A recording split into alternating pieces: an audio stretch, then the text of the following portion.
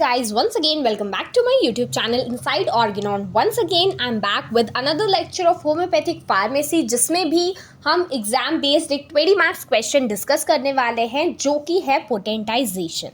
Before we begin discussing this topic friends, मैंने exam based जितने भी होम्योपैथिक फार्मेसी के क्वेश्चंस हैं उन सबको एक प्लेलिस्ट के फॉर्म में करके रखा हुआ है, तो आप प्लेलिस्ट सेक्शन ज़रूर विजिट करिएगा. I am sure you will find many useful topics there. Also please do not forget to subscribe inside Organon because daily मैं आपके साथ होम्योपैथिक फार्मेसी का एक टॉपिक शेयर करने वाली हूँ. तो सबसे पहले हम देख लेते हैं पोटेंटाइजेशन जो है प्रोसेस, उसकी definition. So this is a mathematico-mechanical process by virtue of which inherited dormant dynamic curative power of drug is aroused or increased by modifying drug strength, drug power or dynamic power through simultaneous and successive process of dilution, friction in definite order according to homeopathic pharmacopoeia. अब आप सोच रहे होगे मैंने इतनी सारी English पढ़ दी, मैं इसका मतलब आपको बहुत ईजी भाषा में एक्सप्लेन करती हूँ. दैट जो पोटेंटाइजेशन है, देखिए सपोज आपको किसी भी चीज़ की एक मेडिसिन बनानी है, ठीक है, वो हम अभी एज्यूम करते हैं कि वो एक लीफ है, ठीक है.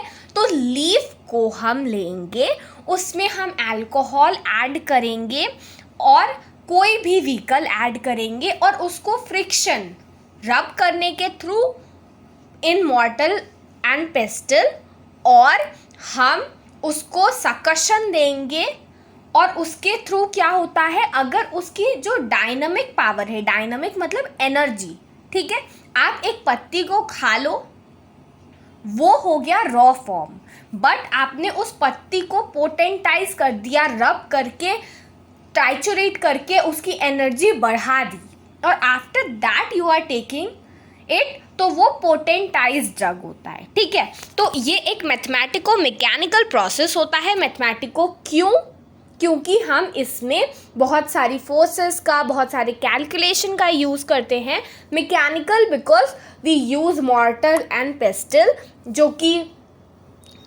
हमारे ट्राइचुरेशन के प्रोसेस में यूज़ किया जाता है. मैकेनिकल इसलिए भी क्योंकि हम जो फ्रिक्शन है उसको यूज़ करते हैं, और ये क्या करता है, ड्रग पावर और ड्रग की स्ट्रेंथ को बढ़ा देता है. ये सारा प्रोसेस जो है ये होम्योपैथिक फार्माकोपिया के अकॉर्डिंग होता है, ठीक है. डेफिनेशन आपको एग्जामिनेशन में याद रखनी है. Now moving on, let's move on and discuss the objects of potentisation, कि हमें क्यों ज़रूरी है कि हम उस पत्ती में से एक छोटा सा टुकड़ा ही लें पर उसकी एनर्जी ज़्यादा हो, ठीक है. तो अनवांटेड मेडिसिनल एग्रेवेशन और साइड इफ़ेक्ट को कम करता है, क्योंकि हमने ड्रग तो बहुत कम लिया, बस उसको इसकी एनर्जी बढ़ा दी, ठीक है. तो इससे क्या होता है, अनवांटेड एग्रेवेशन नहीं होता है. एग्रेवेशन क्या होता है, सिम्टम्स बढ़ जाना, ठीक है. The medicinal properties which are latent in the natural substances while in their crude state become awakened, ठीक है. तो जो मेडिसिनल प्रॉपर्टीज़ होती है नेचुरल सब्सटेंसेस की, वो बढ़ जाती है, जो कि उसके क्रूड फॉर्म में नहीं प्रेजेंट होगी, पर क्योंकि अब आपने उसको पोटेंटाइज कर दिया, और पोटेंटाइजेशन का प्रोसेस ही है कि उसकी डायनामिक पावर को बढ़ाना, ठीक है. नेक्स्ट क्या है, वाइटल फोर्स भी डायनामिक होती है, ठीक है, हमने पढ़ा है. अगर आप वाइटल फोर्स के बारे में और जानना चाहते हो, you can check out the video which is present in the channel. So vital force dynamic होती है, जो बीमारी है उसको इफेक्ट कर रही है वो भी डायनामिक मतलब एनर्जी के फॉर्म में है, इसीलिए हमारी जो मेडिसिन है वो भी एनर्जी के फॉर्म में होनी चाहिए, ठीक है. ड्रग को हम जितना ज़्यादा पोटेंटाइज करेंगे उसकी पावर उतनी ज़्यादा बढ़ जाती है, ठीक है.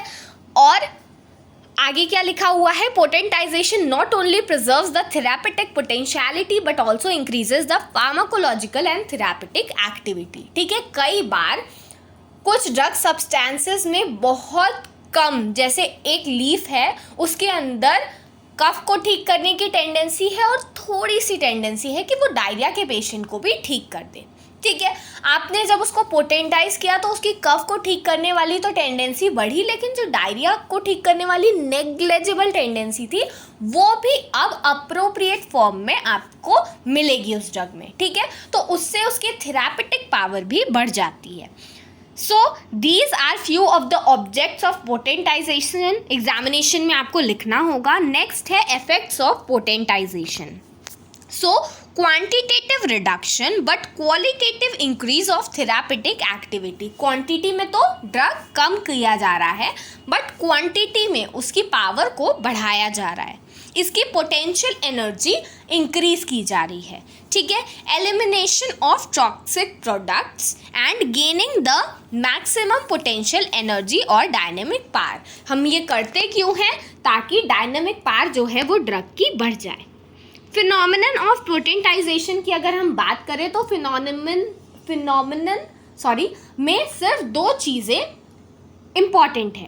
फर्स्ट इज डाइल्यूशन, हम ड्रग का डाइल्यूशन करते हैं, and next is friction.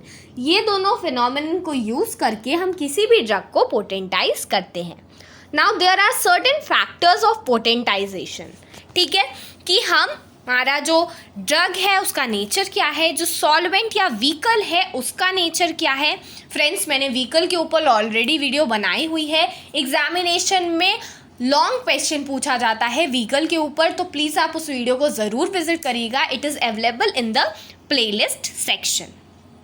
Now जो प्रोसेस ऑफ पोटेंटाइजेशन है इसको हम डायनामाइजेशन भी कहते हैं। डायनामाइजेशन मतलब अल्टीमेटली आप शुरू से देख रहे हो, मैं बार बार बोली जा रही हूँ कि ड्रग की डायनेमिक पावर बढ़ाना, डायनेमिक पावर बढ़ाना। सो दैट डायनेमिक पावर बढ़ाने के प्रोसेस को हम कहते हैं डायनामाइजेशन, और ये दो तरीके से बेसिकली किया जाता है। The first one is trituration and the next one is suction. ठीक है, ट्राइचुरेशन क्या होता है? ट्राइचुरेशन आप याद रखिए, ट्राइचुरेशन हमेशा इनसॉल्युबल सब्सटेंसेस का किया जाता है और suction is done for soluble substances. अब ये बात बताने की बिल्कुल ज़रूरत नहीं है कि ट्राइचुरेशन आपको, अगर कोई ऐसी चीज़ है जो सॉल्युबल नहीं है तो आप उसको अल्कोहल डाल के उससे मदर टिंचर नहीं बना सकते। तो आपको क्या करना पड़ेगा? इन दैट केस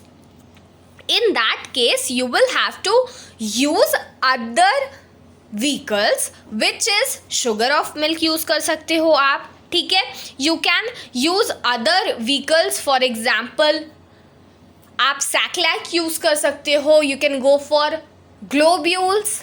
ठीक है, तो जितने भी सॉलिड व्हीकल्स हैं मैं आपको पढ़ा चुकी हूँ, आप उन सब का यूज़ करके ये ड्रग सब्सटेंसेस को ट्राइचुरेट कर सकते हो। ठीक है, नेक्स्ट इज सकशन। अब सकशन तो सॉल्युबल सब्सटेंसेस का किया जाता है, तो इसके लिए ज़्यादातर अल्कोहल जो है that can be used as a solvent. Also कई बार वाटर भी यूज़ किया जाता है for the process of suction. ठीक है, so friends, this is it about today's session in which we have discussed potentization or basically introduction of potentization. In the next video we will be discussing trituration. So if you do not want to miss the upcoming updates, please subscribe to Inside Organon. I'm sure you will find bundle of informations here, because this is the only channel which shares information regarding all the 4 important subjects of homeopathy, which is Homoeopathic, Pharmcy, Organon, Materiamedica and Repertory. So yes, stay tuned. Thank you.